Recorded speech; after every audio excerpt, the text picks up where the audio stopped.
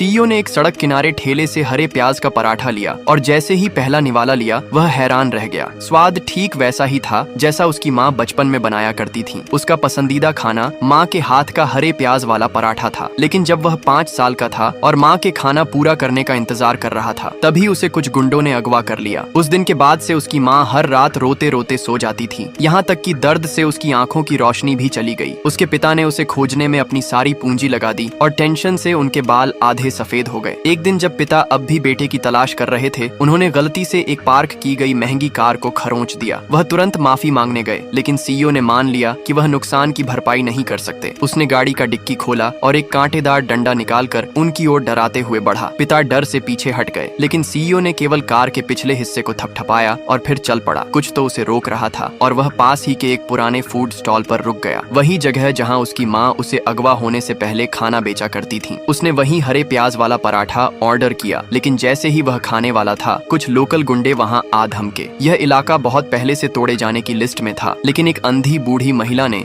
वहाँ से हटने से इनकार कर दिया था। उसने कहा कि उसका बेटा यहीं से गायब हुआ था और वह तब तक वहीं रुकेगी जब तक उसका बेटा वापस नहीं आ जाता। गुंडों ने धैर्य खो दिया और तोड़फोड़ शुरू कर दी। बूढ़ी माँ डर से कांप रही थी, लेकिन फिर भी उन्होंने प्रॉपर्टी पेपर नहीं सौंपे। जब जबरदस्ती की गई तो उन्होंने एक पुराना प्रॉपर्टी सर्टिफिकेट निकाला। एक गुंडे ने वो छीन लिया और जाने लगा। जैसे ही एक गुंडा उसके पास से गुजरा, बूढ़ी महिला का हाथ उसके बाजू पर बने टैटू से छू गया। उसकी भावनाएं फूट पड़ी। वह जोर से बेटे का नाम पुकारने लगी, यह मानते हुए कि वही उसका वर्षों से खोया हुआ बेटा है। वहाँ खड़ी एक लड़की ने उन्हें शांत करने की कोशिश की, लेकिन माँ नहीं मानी। उसका दिल अभी भी बेटे की तलाश में अटका था। उसने लड़की से कहा कि प्रॉपर्टी के कागज उसे दे दो। लड़की ने अनिच्छा से पेपर दिए, लेकिन तभी गुंडे ने वो भी छीन लिए। इसके बाद उसने लड़की की पहचान पर सवाल उठाया और वहीं पर घोषणा कर दी कि वह उससे शादी करना चाहता है। माँ ने तुरंत कहा कि पहले लड़की से पूछना होगा। जैसे ही लड़की इनकार करने जा रही थी, माँ ने जोर देकर कहा कि वह उसके हाथ के निशान को पहचानती है। लड़की ने तुरंत विरोध करते हुए कहा कि यह तो बस टैटू है। बूढ़ी माँ ठिठक गई